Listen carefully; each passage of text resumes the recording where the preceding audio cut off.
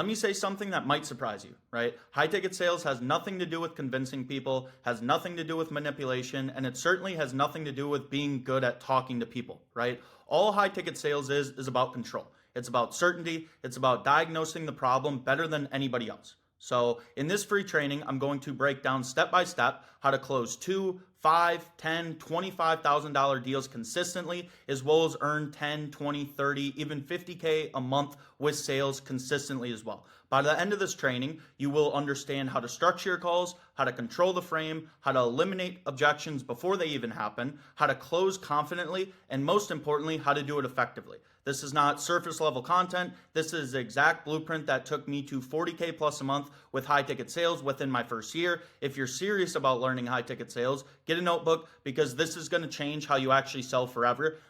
With that, getting into kind of the first module, first preface, like what is high ticket sales? By definition, high ticket sales is any high ticket package that is typically more than 3,000. This can range anywhere between 3K to 25,000. Typically, most commonly, they're between 3K and 10K, right? Now, who are you selling for? Think of agencies, think of coaching programs, mentorships, any online educational platform, as well as like the done for you marketing services, done for you marketing packages as well, right? Commission structure, that can range depending on the specific role you're working within the high ticket sales space, which I'll dive into, but typically you're looking anywhere between 5 and 15%. Now, as far as the career path or growth trajectory throughout high ticket sales, typically that comes down to a few things. Most people start off as a setter, right? Then they move to closer. Then potentially most people stay closers for a while. However, there is growth and opportunity past that. So you could be a sales manager, basically managing and running sales teams. You could be a growth operator, so not only running the sales side, but also doing the marketing side, as well as an info owner. Once you have the skill set, you're more than flexible to actually create your own high ticket sales program, your own high ticket mentorship, and actually be the info owner behind that and build out your own sales team as well. So looking at why high ticket sales compared to other business models, compared to other sales industry as well, is I think that's super important. Now, when you compare it to other business models, right, you don't have to create content. There's no fulfillment as you're literally just selling deals for the product already in place, as well as there's no traditional like business worries. There's no ads, there's no inventory, there's no marketing. You're simply just closing the deals, which is this one skill set, right? You don't have to go out and start a business from scratch. You don't have to worry about the accounting, the finance, everything in between, right? You're literally implementing and focusing on one skill set that you can leverage and then get to the income of the 10, 20, 30, 50K months as well. Bringing us to that, there's uncapped commission, right? Unlike other sales models, right? You have profit margins, you have, to pay out your team. What you make is 100% yours, right? So depending on your inputs, depending on the level of work you actually put in, the commissions are uncapped. You can always find a better offer. You can always close more deals. And that's typically where you see the top closers making 40, 50, sometimes even upwards of 60K a month, as it's 100% profit. You don't have to worry about anything. The commission you get is the commission that's yours. Other than maybe taxes, that's like your only expense as far as the business model itself. Now, with this, another pro is no experience required, right? As well as that then gives you location and time independence. So I've seen people that work in other sales industries go to high ticket sales. I've seen people that are 17 or 18 years old that have no experience, no recollection of even what sales is. So that's the nice thing with the business model as well as it gives you location and time independence, right? So you can do it anywhere in the world as long as you're attending your calls and you have Wi-Fi and a computer. Right? That's essentially all you need to be a successful high ticket sales rep as far as the right equipment. So that's super important to understand. Now, why high ticket sales versus other sales industries? There's no corporate structure setting, right? You're not in the office. You're not, on the sales floor of a car dealership. So there's none of the corporate setting. All you need is literally to show up to the Zoom call and close the deal. Right? With that, it's all inbound leads. So you don't have to cold call, you don't have to cold outreach, cold email, any of those things. All the inbound leads come directly to your calendar, directly into the CRM, and you're either setting those appointments or you're closing those calls as well, right? No office location dependency, right? As we already mentioned with other business models, you can work wherever throughout the world. We had some people on the UK team I was working on. They would literally just flip their schedule and they'd work like 9 p.m. to 6 a.m. rather than vice versa, 8 a.m. to 10 p.m. like most people. So there's location dependency as long as you're able to attend your calls. Also with sales, other industries, right? There's no commission. A lot of these corporate structures, car settings, real estate agents, right? They have specific structure on percentages. Typically, most people get like 2 to 3% of deals closed, especially in the corporate setting, as I came from corporate and actually experienced that myself. So the commission and cap on that is extremely low, and the deal sizes usually take 6, 12, 18 months. You don't have to worry about that in high ticket sales. The deal cycles are typically a day. Like if you're a good sales rep, you should be closing on that call, as well as no seasonality, right? For cars, for example, right? Nobody really buys cars December, January, February. If you're a real estate agent, same thing, right? Nobody really buys houses in the winter, right? So you don't have to worry about the seasonality. It's all dependent on the marketing, and it's year round, as people are always investing into their education. They're always looking to make more money, whether it's the side, full time, as well as develop that skill set. Now, just being in the space a little over a year and a half now, right? Why do people fail? To be honest, you literally legitimately cannot fail if you just try. But lack of commitment. People are lazy naturally, right? People call the gym a scam. They just don't go to the gym. The gym's there for a reason, but your inputs aren't going to the gym. That's the issue, right? So you have to look yourself in the mirror as far as like why it's not actually working. But if you legitimately try your 100% for a few months, there's no reason you can't start making money, even get to the 10K plus a month mark. Also, giving up too early. People try business models for a week or two, not see results, and then immediately give up. To be frank, no matter what business model you try out there, it's very, very difficult to see results with any business model within the first few weeks. Just the natural of the game, it's how business works, right? As well as the last one, stop improving your skill set. So I see a lot of sales reps as well as managed sales reps who hit their first 10K month and immediately fall into complacency. They stop they stop role playing, they stop improving their skill set and actually practicing the inputs that got them to where they are, right? So continue to sharpen that skill set because that's only going to leverage and allow yourself to then go to 20K a month, 30K a month, 40K a month, right? So these are the biggest three things that I see as far as why people fail with high ticket sales, and it's all self-inflicted. So remember that at the end of the day, if you simply just try and show up over a long enough period of time, you legitimately can't fail. Moving into the different roles within high ticket sales and the different structures. So there's kind of three different initial roles. You could be a DM setter, you could be a phone setter, or you could be the actual closer. So with DM setting, it is very similar as far as like framework and process to a phone setter. However, you're in the inbox of the creator you work for. So literally sitting in their Instagram and responding to messages rather than being on the phones and actually contacting those people. Now with that, you're only responding to inbound messages. You don't have to outreach to anybody. You don't have to find clients, find leads. Everybody will be inbound, right? So typically there's a keyword in somebody's bio. They're going to slide up on that. They're going to see a reel, initially catch their interest with high ticket sales per se, right? So everything is inbound. Now, of the deals that close that you set, you book those appointments to the closer, you're typically getting a 5% commission structure. Sometimes if you hit a certain amount of cash collected, so that's the overall number you collect within the month, sometimes that number does jump to 6 or 7% as well. Now with DM setting, it's very location independent, right? Because all you need is your phone. You don't have to sit at your computer, call people. You're not tied to Google Meets or Zoom calls. You could literally be at the beach or at the gym doing whatever you want to do, and you could still be responding to DMs throughout the day. So very location independent, right? Now with phone setting, a little bit different, right? Everything is still inbound. So all the leads are inbound. You're not cold calling. You're not outreaching to random people or random companies, right? Typically, these people come from like opt-ins, which are like free trainings, webinar leads if somebody hosts a webinar or like a free class, right? Ad leads as people run ads. I'm sure you've seen those all over your Instagram or, Meta as well as applications. People apply to, the one-on-one coaching, direct mentorship, all those things as well. With phone setting, you will typically get a 5% commission structure as well. Now, just due to the volume and number of leads you're going to be able to dial, you will make more than a DM setter as well. Typically, phone setters make between 3 to 8K a month pretty consistently. With this, very low barrier to entry. Just being in the space right now, managing many different offers, there is a need for phone setters, especially across the industry, right? Because one, there's not enough setters to actually place on all the offers, as well as two, a lot of phone setters actually lack the skill set they need to be successful on a high performing offer, right? As far as closing, you're the one closing the deals. Pretty self-explanatory, right? So typically 30 to 45-minute sales calls.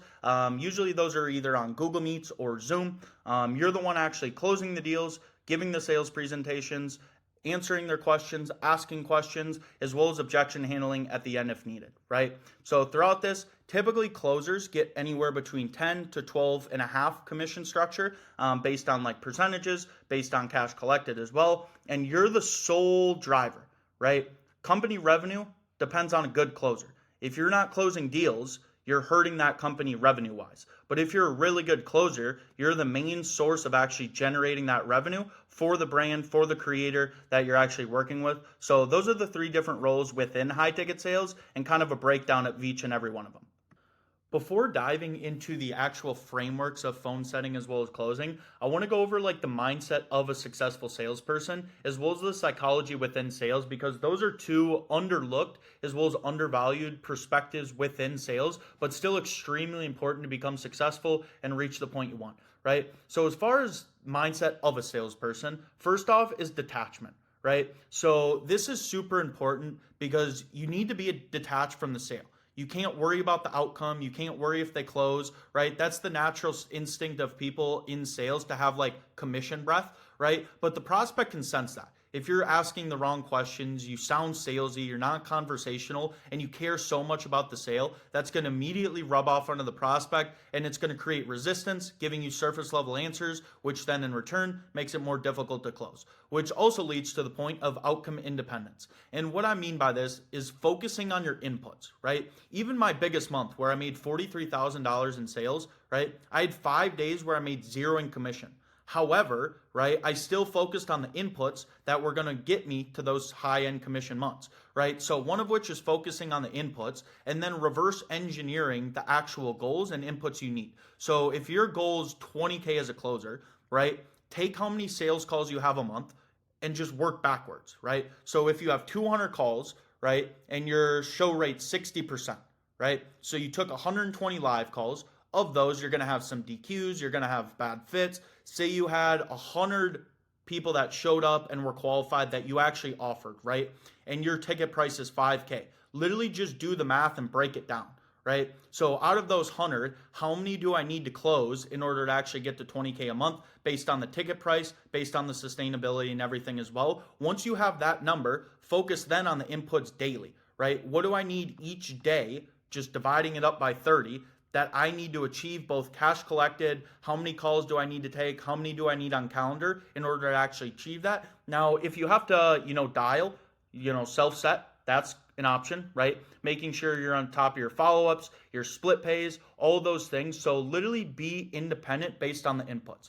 Now, another is handling rejection, right? You're going to handle rejection. This is more prevalent to, the phone setting side where people are not interested. They slam in your face. That's a part of sales, right? You're going to have people that do that. You're going to have people that don't close, but you can't negatively allow it to affect your mindset. Otherwise, that's going to show up in your other calls as well, right? Another important, conviction. You need conviction as the sales rep. Because if you're confident, you're convicted of the product you're selling, that's going to display more trust. And in return, it's going to fulfill that prospect on the other side of the computer and or phone with the same level of conviction and confidence you have, which goes back to sales is certainty, right? If that's certain that you're the expert, it's much more easier to close that sale compared to if you come off, hesitant, you're not speaking with confidence, you're tentative. All those things can reversely impact the sale as well if you're tentative. Sales is leadership, right? At the end of the day, all you're doing is you need to be that expert, that leader that the other person on the phone or computer can actually trust. All you're doing is giving them a blueprint, a roadmap, and leading them in a direction that's going to put themselves in a better place possible, right? So be that leader on your sales calls, be the leader on the phones, which burnout and consistency is the same thing, I think, in my opinion. And sales reps often tell me like, oh, I'm burnt out, I just can't keep doing this. The question you need to ask yourself is, are you making the money you want to make? If you're making 40, 50K a month every single month, you're not going to experience burnout, right? However, burnout typically comes when people aren't making the money they want to make, which then leads to their inputs going down, which leads them to making less money, right? So burnout, consistency are all the same thing. Being consistent with the actual inputs, the daily habits you attract and, conclude yourself to actually do to making the money you want to make. At the end of the day, thinking as a salesperson, it's transformation, certainty, and perception. That's what you need to keep in the back of your mind, right? Your willingness to actually help that person transform into the person they're trying to become, the future version themselves, the certainty as well as trust you're actually providing with, as well as the perception that you hold as the sales rep, as far as the expert, as they have belief in you, they have belief in themselves, and they have belief in the problem, as well as solution that it can get fixed, and this is the answer for it. So that's the few different things you need to keep in mind when you are taking your sales calls, first getting into high ticket sales as well. Own that mindset of being a good sales rep, as well as, maintaining that level of leadership you need to be successful as well. Now looking into the psychology overall with sales, right? So first off, you're essentially a therapist, right? At the end of the day, you're helping people with their problems. You're providing them the right solution. You're not a 75-year-old car salesman, sleazy guy. Oh, let's negotiate just to get your business, ultimately sell the car, right? That's not what you guys are. If that's who you are, right, you're probably not going to make the money you want to make anyways. So be the therapist, be the doctor that actually diagnoses the problem and offers them the right prescription or solution they need to become successful and that future version themselves, right? Now, psychology, status, and identity drivers, right? I'll give an example of this. If you're selling fitness coaching, right, you're not selling the coaching, right? You have to understand that, or any program. You're not actually selling the program. You're selling the status and identity behind it. So a person who's looking into fitness coaching, what do they actually want? Yes, they want fitness coaching, but at the end of the day, they want to get in a better physique, right? They want to be more healthy. They want to look better. They want a better appearance. All those things are status drivers, right? And why do they want those things? If they're driving down or walking down the block, they have a good impression. Having a better physique can help them in business meetings, right? People respect them more, or, they're able to better, provide for, the wife or attract a female as well. That's the actual status they're after. Fitness coaching is just the solution to that. But if you get the answers you need as far as like their status, the program will sell itself. So you're not actually selling the program, you're selling everything in between as far as like an emotional and identity driver state. Now, the identity is the person they're trying to become, right? So when they do achieve those status things, like once they have the six pack, once they're 200 pounds in jack, like what does that actually do for them? How does that change their appearance? How does their identity change? Who do they become as a man? So you're basically building up their goals as well as like value stacking on top of where they need to get to, where they want to be. Because leading right into the next point, people either run from pain or run to pleasure, right? There's no in between. They either have a serious problem and they're running for it, or they have these big goals, these big dreams, big ambitions, and they're running towards it, right? So you need to keep that perspective in sales, and all that is pain amplification as well as desire stacking as well. So if somebody's running from pain, you want to build that pain so high they have enough urgency as well as a reason to actually commit, right? If they're running towards these huge goals, you want to desire stack, build those goals on top of each other so they actually have a ladder in order to, make a decision, make the commitment, build urgency, right? Also, within sales as well, I like to say the 4 hidden objections because you don't get these on a sales call. Nobody gives you these objections, but this is the basically psychology behind it. In order for somebody to close, they need to believe in you as the sales rep. They need to believe in themselves. They need to believe in the process. They need to believe in the solution. So you as a sales rep, they need to believe in you. You're the expert. You have confidence. You convicted, right? All those things we talked about earlier. Then with that, they need to believe in themselves. Going back to what we mentioned about certainty. They're confident in themselves. They have enough internal belief. They have enough confidence that they can do this and become successful, right? As far as the process and solution, this is just cause and effect, right? So the process, the fulfillment, right? If you have coaching, if you have video modules, if you have one-on-one, if you have a community, that's the actual process. And there's enough value there that actually instills confidence in themselves. And then that process leads to the solution, right? There's enough value. Can this get me to the 10K months? Can this get me out of my job? Can this get me to the man I want to become for my family, right? So those 4 things, they all need to say yes. And it's basically a checklist. If you can control all those and they are sold on all those, you're probably going to close that person, put them in the best possible position to succeed. Now, with interrogation and control, right? What you can't do, especially as a closer, is just question after question after question, right? So many sales reps are scripted. They basically just read off a framework, and it sounds like you're literally interrogating them. Yes, the discovery phase is essentially an interview at the end of the day, but you need to add in your experience. Ask the easy question.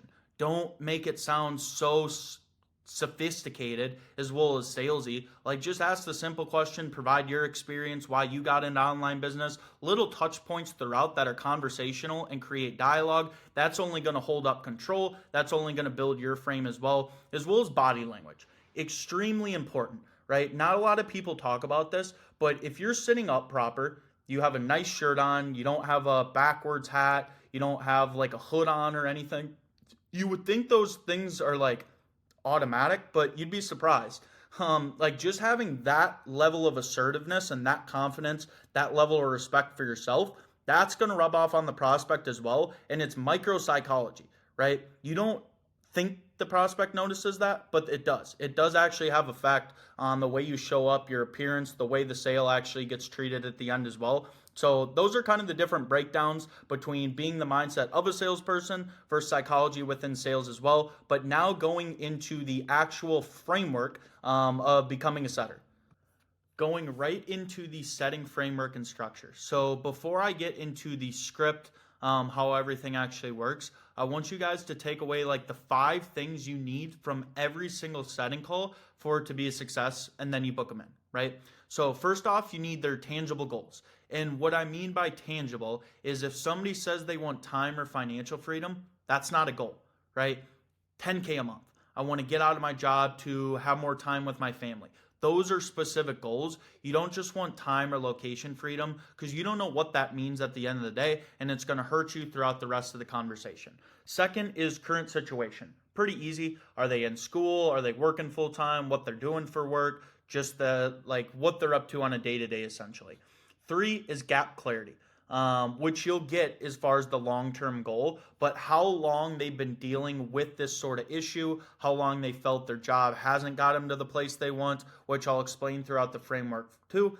4 is previous attempts, like what they have or haven't tried in order to put themselves in that position. This is typically where you get like the limiting belief or the objection you'll have to pre-handle as well. And then 5 is the why now. Why now, like in this present moment, to build more urgency, build more commitment, as far as why they're ready and willing to push past that and actually step into the version of themselves who they're trying to become.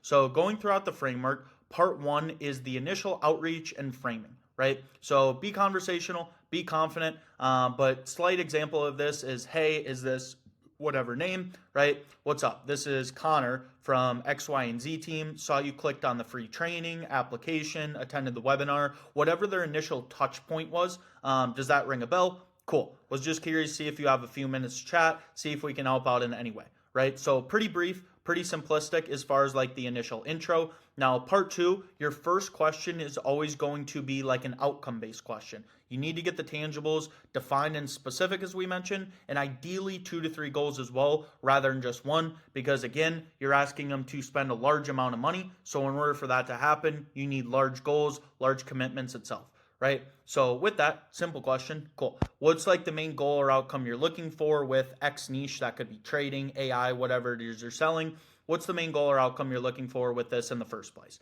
They're going to give you a few goals, make sure they are defined. If not, you do want to double down and push back on that a little bit, right? Now right into the current situation. So just understanding where they're at in life, goals with that, if any, right? A lot of people say if they're in school, for example, I'm not really sure what I want to do with it.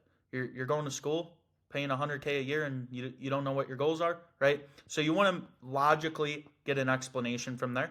But cool, where are you at right now in life? Are you in school? You working full time? What is it you're up to at the moment? And then you always want to ask what the long-term goal with that is. Yeah, what's the long-term goal with school? Is it to get out of that and just do, online business full time? Or is this mainly a side hustle you want to do just to get an understanding as far as where they're at? If they do ultimately want to get out of their job, you want to double down to bring a little bit more pain and urgency out of them. Cool. What's like the biggest, reason or motivation that has you actually wanting to get out of, accounting or whatever job it is now? Easy question, very simplistic, but it's actually going to give you a really good answer and bring more pain out of the person that has them wanting to actually transition and get out of their job now. But heading into part 4, this is the gap clarity, or the time gap as most people call it. As far as the gap clarity and the time gap, right? So this is basically just expanding upon how long this issue has been going on for, and it's been unable to get fixed, right? So if somebody says to your previous question, what's the long-term goal? I want to get out of my job. And, you ask them, what's the main motivation to get out? Oh, I don't have the time freedom for my family. I'm only making 3-4K a month. Okay, so you're right into here. So how long have you been feeling like this current job hasn't allowed us to actually get to the 10K months, as well as, spend the time with your family that you'd actually like to, right? Typically with this, you want a time gap that's longer than a year, right? If somebody says a few weeks, they're probably coping, and you want to double down on that. So anything over a year is good throughout here, but then you're going to go right into what they have or haven't tried to fix that, right? So get an understanding of what they've tried, and this is typically where you get the limiting belief or what's held them back from as far as achieving that, right? So in the past time gap, year per se, have you tried anything to put yourself in the position where you can actually achieve set goal? Do you feel, right? You're either going to get one answer, no, and you're just going to ask why's that, right? Or they're going to say they tried drop shipping, for example. What results did you see with that? You would assume you didn't see the results that they wanted, and then you're going to ask what held you back from seeing the results with that, right? Basically a funnel. Both are going to bring you to the same road. They're going to give a reason or explanation as far as why they didn't actually see the results they wanted, and that's what you're going to have to pre-handle. Now, I'll go over objections and everything later on in this module, but the same way I objection handle is the same way I pre-handle, so we can worry about that when the time comes. As far as the last part of or second to last part, I should say, as far as the setting process, this is the why now, right? So them stepping into the new version themselves, putting into the old self, as well as the limiting belief they just mentioned, right? So why now, or what do you feel shifted that has us ready and willing to overcome that objection to put ourselves in the position of XYZ goal, right? So you're building urgency, you're building commitment. Now, with the why now, you want to make sure it's internal, right? Because some people are going to say, oh, I'm just getting older, the economy's changing. That's nothing they can control, right? So you don't want answers like that. You want them to answer more so internally, like, I'm finally ready to become the man I want to become. I'm finally want to be the father figure for, my future kids. Like answers like that are good answers, but you want to make sure it's internal versus external. Then you're going to financially qualify, figure out how much capital or how much money they have set aside they could put towards the coaching, and then you're going to book in if applicable. I won't cover this too in depth just because like every single different offer you could potentially be working with has a different financially qualification process with like, PIF, pay in full, as well as like financing options. And then the booking process is a little bit different as well, is sometimes people have like group chats, sometimes they have automations for the booking process as well. So I won't get too much into that, but as far as the setting process, remember, you need the goals, you need their current circumstance, the time gap or clarity, what they have or haven't tried with pre-handling that limiting belief, and then the why now. As long as you have urgency, you have financially qualification, as well as you are pretty confident they are going to show, right, you're able to book that person in. So those are the few things you need throughout the setting process. But as far as that, everything should be square on that. Let's get into the closing framework side of things now as well.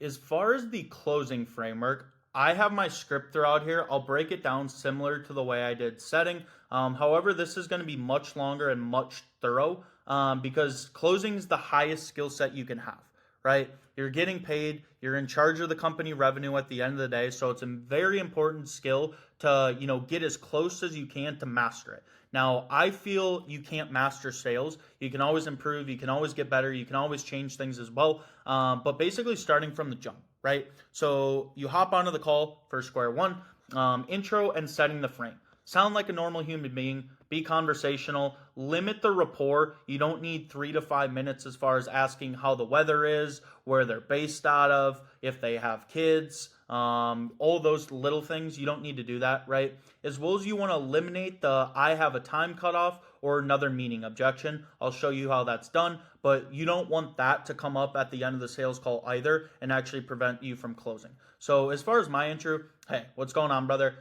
Cool, bro. Where are you calling in from? We're out in the world. I always get a little bit of context as far as did they watch the pre-call videos or pre-call resources. I know we were speaking a little bit back and forth, sent over some videos, resources, everything initially. Did you get a chance to look through those at all? If they did, I always ask just, what'd you think of those? What'd you find to be helpful? Don't ask, did you find those helpful? Because if they say no, you're kind of cooked, right? So make it more open-ended. What'd you find to be helpful there? If they didn't, it's not the end of the world. But just to get some context, how would you describe the business model, or what do you know about it thus far? Just so you have an understanding as far as like what they already know. Because if they say nothing, right, it's going to be a much more difficult close because you're also going to have to sell them on the business model as well as the whole idea of what you're actually selling. But as far as this is where you're going to, prevent the objection. Cool. And I mean, as far as these calls, usually don't take all that long, roughly like 45 minutes or so. Are you good on timing if we get to minute 45, 46, anywhere you got to jump to it all? Most people are going to say no. If they do, you can try and squeeze it in. But if somebody says they only have like 20 or 30 minutes, honestly, just reschedule them because you're not going to be able to make through the whole call and you're going to get cut off halfway through the pitch. It's going to waste your time. It's going to waste their time. And as sales reps, you want to respect your time as that's obviously a control mechanism that you want to handle from the jump. So going into the discovery. Now, the discovery process is the most important part of a sales call. If you have a really, really, really good discovery, you can close any prospect, right? But too many sales reps are worried about straight objection handling. Their discovery is not the best, which then leads to those objections. But if you have a really good discovery process, you honestly shouldn't be getting that many objections at the end anyways. So the discovery is very similar to a setting call, except you're going a little bit more in depth, getting a little bit more pain, getting a little bit more urgency, a little bit more goal setting as well. So I always ask the first question, same as setting. Perfect. So I guess with, trading and the inner circle, for example, what outcome are you specifically looking for with everything or hoping to get out of something like this? Again, you want to make those tangible. You don't want time freedom, financial freedom, or I'm just looking for information, right? That defeats the purpose of the call. So heading into their situation, right? What is it you currently do? You in work, you going to school, you working part-time, full-time, XYZ. With this, 2 different routes. If they've working a job, I'll ask how long you've been doing that for, just to get some context. If they're in school, I'll ask what do you major in? What are you going to school for, right? And then obviously, same long-term goal. Is the long-term goal to, continue doing that, go down that path, and just do this on the side? Is it to ultimately transition from XYZ and go fully online as far as business model? Now, again, you want them to say transition, right? Because on the call at the end, you're going to ask them to probably pay 5 or 10,000. And if somebody makes 1 or 2K or wants to make 1 or 2K on the side, it's hard to justify a $10,000 investment. But if you have the goals of getting out of their job, making 30K a month, providing, being that father figure, those goals are large goals. So that's going to require a large investment, right? Compared to if somebody just wants to make 1 or 2K on the side, it's hard to justify that. So you do want to ultimately say, get out of my job, change my career path, XYZ, which then you're right into the gap as well. What's the biggest reason you want to step away from the 9 to 5, do you feel? If you get a side hustle in this case, you do want to double down. Like, yeah, outside of just a few extra zeros in the bank account, what's the main motivation behind even wanting to make more money? Why are we even looking to add a side hustle in the first place? So just getting more clarity and context around that. And then you're right into the time clarity. How long have we been feeling this way for? How long we wanted to step away or felt like the current path we're on isn't actually going to get us to the results we want, right? So previous attempts, very similar, what they have or haven't tried. In the past time gap, what have you tried in terms of online business to put yourself in the position to achieve XY goal? They're obviously going to give you an answer as far as nothing, or they tried, what they've previously tried as well. Maybe it's a different business model, whether they had some other side hustles, and you're going to get the limiting belief, which we'll need to shut the door on, especially on a closing call. Because if they give you a limiting belief and you don't handle it, that same limiting belief that could have been prevented is going to come up at the end of the call, right? But if you shut the door on that and they no longer have that limiting belief, it doesn't make sense for them to say it at the end because they're just contradicting themselves. And we'll get into that throughout objection handling as well. But once that's handled, you're right into the why now, right? Why now, or what do you feel shifted that has us ready and willing to push past that limiting belief or objection, make the full-on commitment we need to get to XYZ goal, right? So super important, super simplistic stuff here. Again, with the why now, you want to make sure it's internal rather than external like the economy or just getting older and everything. So this is the main difference throughout the discovery process when looking at setting between closing and its future-paced consequence. The whole thing with future-paced consequence is you want to build them up to their goals, right? Like what their dream, perfect, ideal life looks like, and then consequence them on if they do nothing, right? This is never going to happen. So it's basically the cost of inaction versus actually taking that action and getting where they want to be. So it's only a few questions, honestly. You'll ask typically 2 to 3 future-paced questions, 2 to 3 future or consequence questions, and then get a tie down at the end. So the first question I always ask, so when we do overcome that limiting belief, you always want to tie that in, right? Say it's fear. Once we do overcome that fear and we get to the point of 10K a month out of our job, we have the location freedom, what do you feel your life looks like at that point compared to the last time gap, the last year, right? So the perfect life, what actually changes, and then you want to double down on that. Okay, they give you an answer. What does that actually allow you to do, like more personally, right? So you get that, you double down, and then after a year or two now, or whatever their time gap is, like how empowering and fulfilling would that actually feel to be in the position of this, not only for ourselves, but a lot of times people are doing it for their family or those around them, not only for ourselves, but our family as well, right? So typically 2 to 3 questions there. It is very emotional. Now, if you do have more of a corporate or like a type A prospect, you might not want to ask these questions, or you need to be very careful because it'll come off as salesy. So throughout here, you're asking these questions, basically getting their top emotion, their top ideal life, and then you're consequencing them on the back end. So on the opposite end, if we never push past that fear and continue to live the life we're currently living, making the same decisions we are now, what position do you feel like we'll leave ourselves in at that point, right? So exact same, you want the same answer. You want, oh, I'll still be in, XYZ position. Okay, how much longer do we want to continue settling for that? We don't, right? So you're pinning them in a few different corners, making them realize if they never do anything at all, the dream life we talked about is never going to happen. And then if we never push past that, would we be able to accept the fact that we never fully committed and, have to live the life of regret of doing nothing, right? So basically asking their identity if they're okay being the person they are now and never accepting the fact that they made the change, right? As well as the last question, you want a tie down. So a tie down is basically just getting clarification and confirmation to move forward, right? Okay, so after the past 2 years time gap, are you finally ready to draw a line in the sand, push past that objection to get to XYZ goal and become the person we want to be? You want a strong and confirmed yes.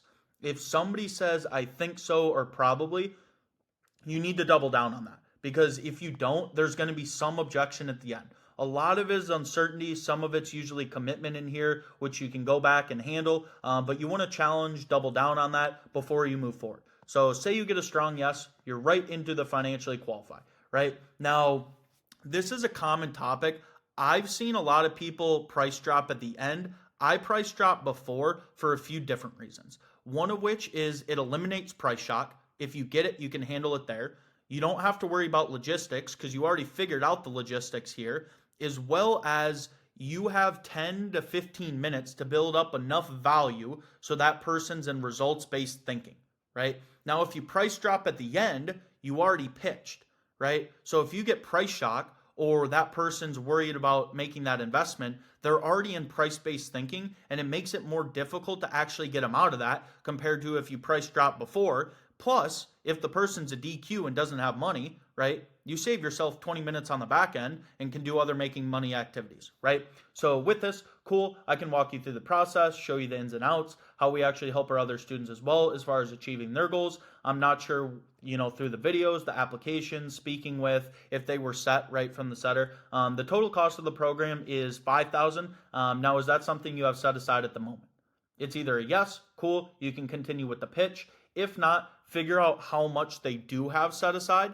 Make sure it's set aside because some people will say 3,000, right? And that 3,000 is the last 3K to their name. That's a whole different conversation compared to if that 3K is set aside. Maybe you have to go down like the saving monthly, the credit option. Maybe you have to downsell the person. So figure out all the logistics immediately up front so that isn't an issue at the end, right? Saves you a lot of time and energy. Once you have that, say the person's qualified. You're going to the pitch. Now, I won't walk through the exact pitch because every single person's going to be different depending on the program, but explain the business model and the importance of it before you start walking through everything. Make it, logical, give an expectation of like real world context so that person gets a better idea as well. For your pitch, don't feature dump. We have this, we have that, we have this, we have that. That's not going to actually help the person, right? Actually tie in the tangibles, relate it to their goals, relate it to their importance of it as far as what they just mentioned the last 10 times. How is this specifically going to get them to their goal, right? If you have coaching, explain the importance of this is going to allow you to get to XYZ, or these video modules is going to provide this exact framework, this foundation to land that first client, match your income so we can step away from that. Right? So give the, actual importance and tie it into their exact goals as well. Now, the biggest thing with this is confidence and conviction, right? If you as a sales rep have conviction within the program and you know it can genuinely help people, that confidence is going to rub off onto the prospect. It's going to build more certainty. It's going to build more trust. Now, if you don't believe in your product, right, that's a whole different story, and it's going to be much more difficult to sell because the prospect is going to sense that, and you're not going to have confidence. You're going to be timid when you price drop. You're going to be hesitant walking through the program, and you're almost going to have to pray at the end of the call that they ultimately buy, right? That's not what we want because it doesn't help yourself as a sales rep. It doesn't help the person on the other end of the call either, right? So once you walk through the pitch, this is what you're going to do pre-close. So before you actually ask for the sale, right? Once you wrap everything up, any questions you have with anything I walk through, need to go back, explain anything a little bit further. Always ask this first because you don't want to get to the end of the call and have them ask 5 or 10 questions. It ruins the flow. It ruins you actually asking for the sale as well. So always ask questions first. As long as no other questions are good, you walk through that, perfect, right? Then you want to get the tie down. Cool. With everything I walked you through, if you were to put in the work, show up consistently, follow the process, do you feel 100% confident this can work for if you do put in the work? Going back to what we mentioned with the tie down previously, you want a strong confirmation. Yes, 100%. Okay. And what about the process specifically makes you feel confident this can actually work for you? What's like the key to the castle? They're going to give you the most important parts that they feel confident in that are ultimately going to get to their goals. Now, if somebody says, I think so, or kind of, that's not the answer you want, right? There's underlying uncertainty there. So you want to go negative. Instead of asking what makes them feel confident, what makes them not feel confident? Anything within the process that makes you not feel confident, this can actually work for if you do show up and put in the work. They may give you something here, and then you can just dive into uncertainty. You can dive into the main objection that they actually give you. A lot of times people, that's just how they naturally talk, and they don't really have an objection, and they're just like, no, not really, actually. And then you go right back and you hear, okay, so what about the process makes you feel confident this can actually work for you, right? So throughout here, now you're into the close, right? Everything checks out. Cool. Confident this can get you to the results and outcomes you're looking for. Is the program, right, something you want to be a part of? I've tested multiple different closes before. I found that to be the best and most efficient because it's quick, it's right to the point, and you ask for the sale. You don't need to dance around it. You don't need some fancy close, some expert level opinion, right? Is the inner circle something you want to be part of, right? Now, if they say yes, fantastic. Sounds like everything is good. All we have to do from here is process the investment. I'll drop the link in the chat. And while you're doing that, I'll do all the onboarding, back-end enrollment stuff. What's the best email to use? Cool. Great. Once you have that, let me know once you're done filling that out. I can begin sending everything over, onboarding, enrolling everything to both the community video course, as well as next steps once you're inside. If they paid, great. If not, they're going to give you an objection here, which you need to handle. Sometimes you get the objection after this. They'll say like, yeah, everything looks good. I just want to think about it, or I want to speak to my wife. Obviously, you won't go into this. You'll handle the objection here. However, a lot of times people also say yes. You walk through next steps, and when you ask them to process the investment, they give you an objection as well. So you're going to have to either handle that above or handle that here as well. Most of the time, if you handle discovery properly, hopefully most of you do, you're not going to have to worry about too many objections, and they'll just go right ahead and onboard and pay, and you can get them in the program from there. However, if you are objection handling, next steps here. So obviously there's so many different objections you can actually get. I listed typically the main ones you're going to get, especially in the B2C side of things, which is going to be the think about it, fear of money, investing, right? Uncertainty, speaking to their partner, or actually committing. So you can't really break down every single objection. That would take weeks to actually, perfect and perform. So obviously just wanted to give you guys the main 5 so you're genuinely aware with those. As we mentioned, note, if you run a really good discovery, you should be getting minimal objections at the end of the call anyways. However, typically these are the most common 5. Now, I'll walk through the generic framework as far as like how a good objection handle should actually look, right? Now, you guys can kind of, add in or fix throughout. I'll give some examples into this as well. But first, when you get an objection, you want to acknowledge, right? So that person comes from a place of understanding, and they're more open to actually hearing you out and listening when you share your perspective, right? So acknowledge. You get any objection, yeah, I totally understand. That's not an issue. I hear you. I'm obviously on your same team, right? So give the acknowledge, then you're going to get the tie down. Even though you already did it, you want to obviously get another tie down throughout this. Do you feel 100% confident this can work for you? If you do show up, put in the work, utilize all the coaching, XYZ, right? Yes. Okay. What about the process specifically makes you feel confident this can actually work for you and get you to XYZ goal, right? So you get the tie down. Then you're going to want to clarify, right? So if somebody says they need to think about it, right? Yeah, that's not an issue. Get the tie down. When you do, obviously, take your time, take your 24 hours to think about it. What is it specifically you want to go over just to see how I can help anyway? So you're getting clarification as far as what they want to think about. Or if somebody says, I don't make decisions like this on the spot. Yeah, that's not an issue. You don't have to do anything. What's behind you actually saying that, right? So you get additional context, additional clarity, and you're asking a question.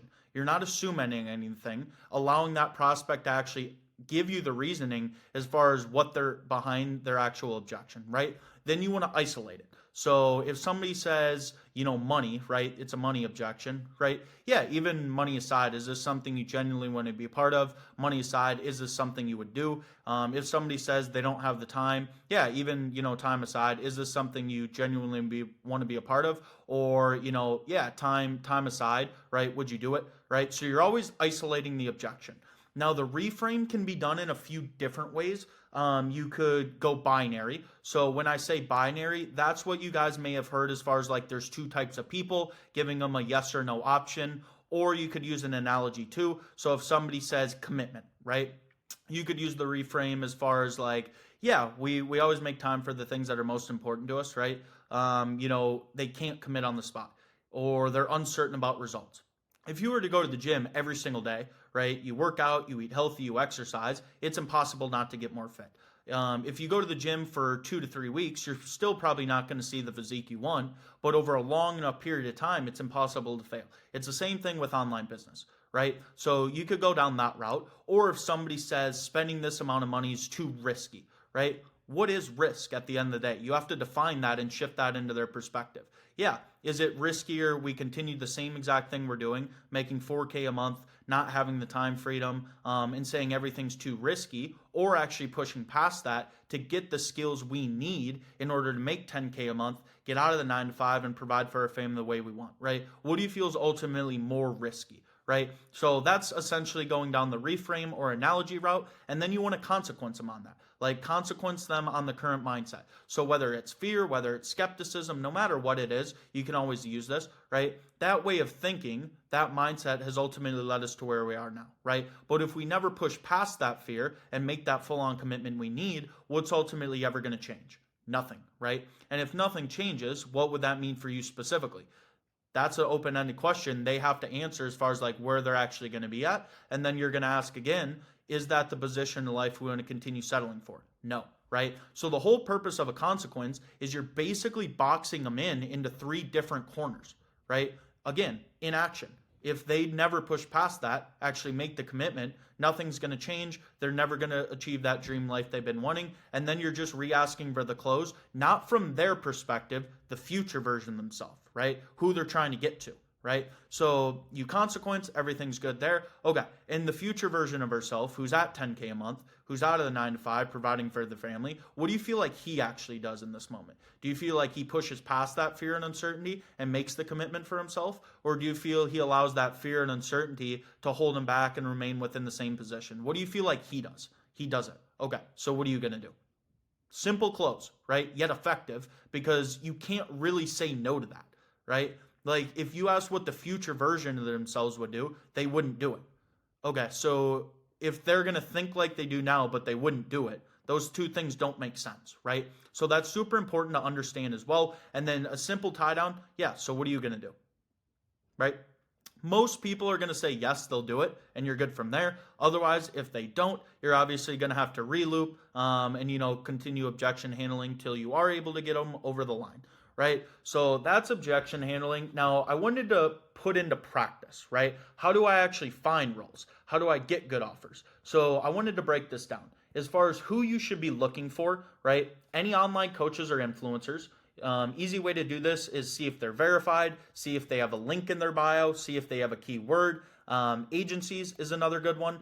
Software and tech companies, right? A lot of those industries are hiring for sales reps as well, whether it's on the setting or closing side too. Plus some B2B side, whether it's like land flipping, real estate, high-end marketing packages. So those are all potential roles or industries is which you could be working with. Now, as far as the coaching, that's like the most common per se. The top niche I would say as of now are anything AI related. Excuse me. Anything AI related is huge, obviously because that's a main topic, main focal point within the world today. E-com and drop shipping is always huge, as retail is never going to go away. People are always going to buy products. People are always going to spend money on retail, as well as trading, because it's a universal skill. It's sold and marketed as, I don't want to say get rich quick scheme, but you can make money with limited amount of time. And who doesn't want that? Although that's just how it's marketed. People typically lose thousands of dollars or years until it's actually profitable. Now, how do I get these roles? Right? So within this, DMs, right? So Instagram, Twitter, and LinkedIn are typically the best platforms. Instagram is by far the best platform for this. So you can literally send a note, and an easy way to do this, if you were to go to ChatGPT, for example, right? And you were to create me 20 variations of outreach to land an appointment setting or closing role, right? So you can utilize AI to also assist you with outreach too. So this is going to give you tons of different variations. Now, I always tell people to A/B test different things. Don't just spam the same thing, right? You obviously want to add some personalization throughout here, some experience if you already have some as well. But you can definitely use ChatGPT or Claude AI to help assist you throughout your outreach as well to make it more efficient.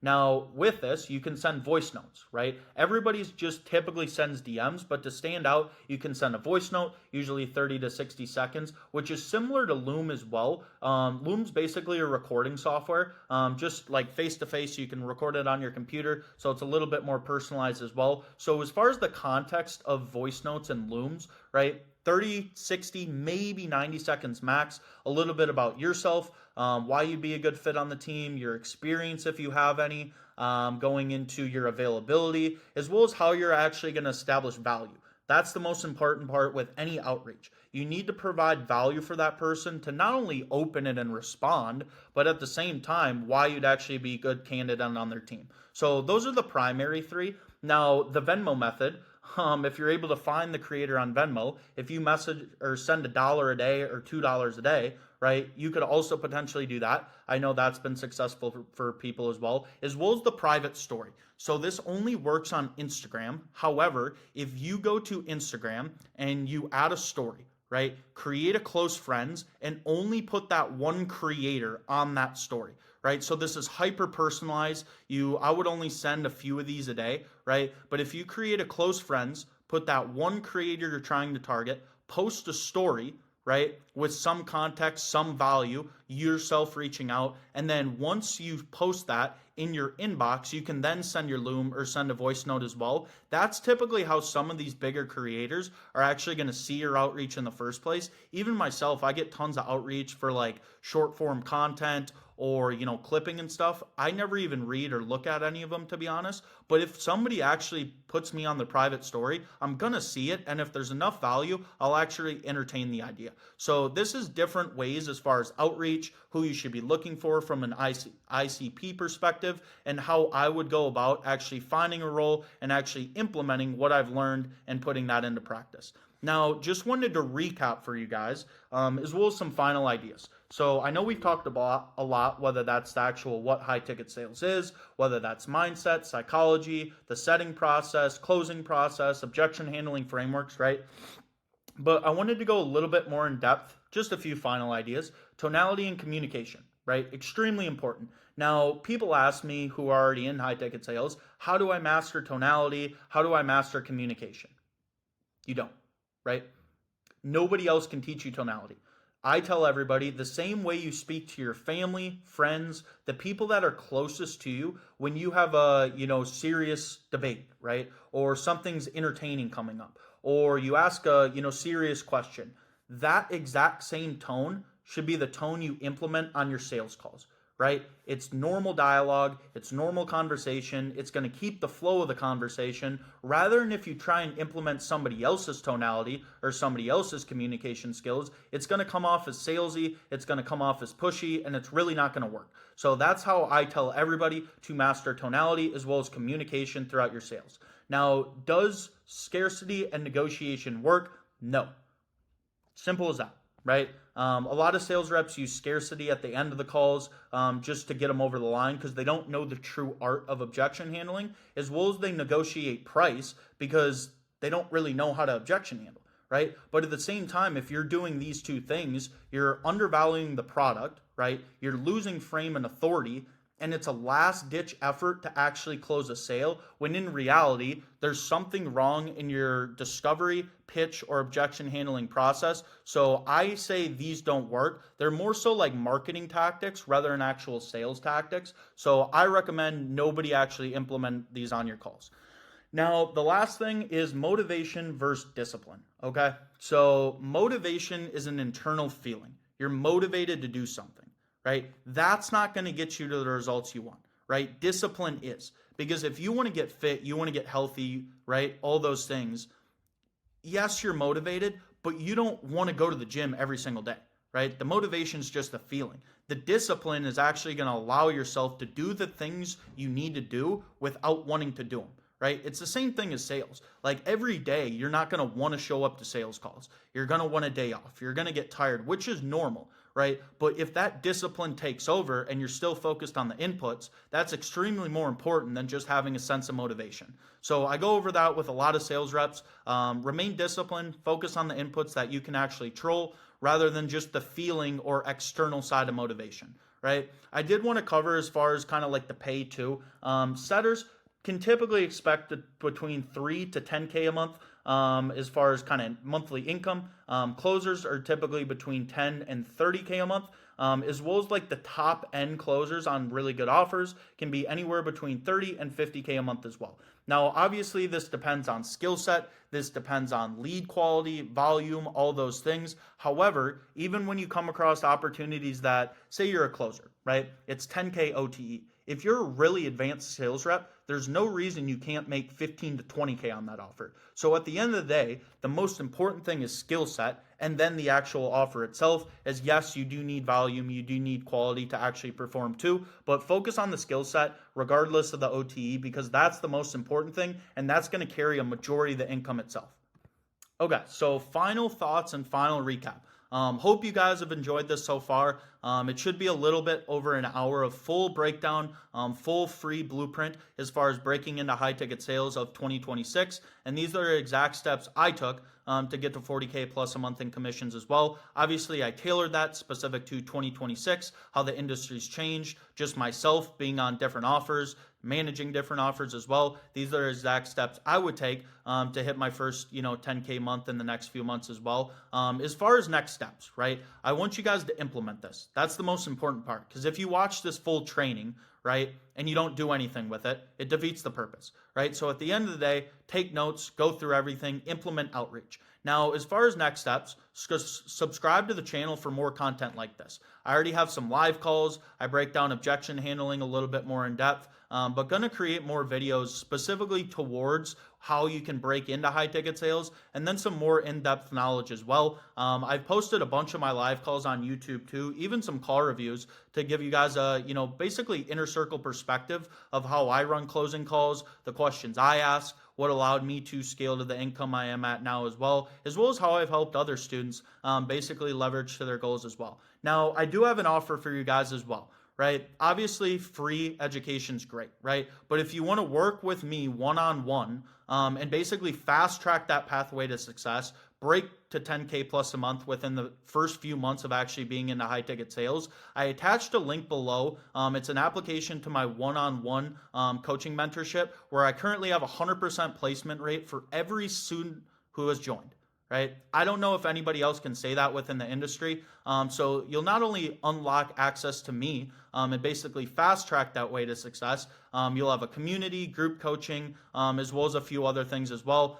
So hopefully I'm able to see some of you guys inside and be on that journey with your guys' self as far as seeing success within the high ticket sales space. But I'll drop the link below as well as it's already in my YouTube bio as well. So apply to that if you want direct access to not only working with myself, but my team and community as well as the few different, pillars of coaching that we actually offer. But outside of that, look forward to seeing some of you guys in the community as well. I know I can help you and want to see your guys' fast track success to getting to 10K plus a month and even scale past that to the 20, 30, 40K plus months by the end of the year as well. But outside of that, appreciate you guys watching. I'm going to drop some additional content in the next few days as well, so be on a lookout for that. But otherwise, subscribe, like, comment. If you have questions, anything, DM me on Instagram. More than happy to answer those as well. But this is a complete breakdown of a 2026 free training as far as high ticket sales and what I would use in order to implement and build that skill set as quickly as possible. Hope you guys took something away from this, and we will see you in the community, hopefully.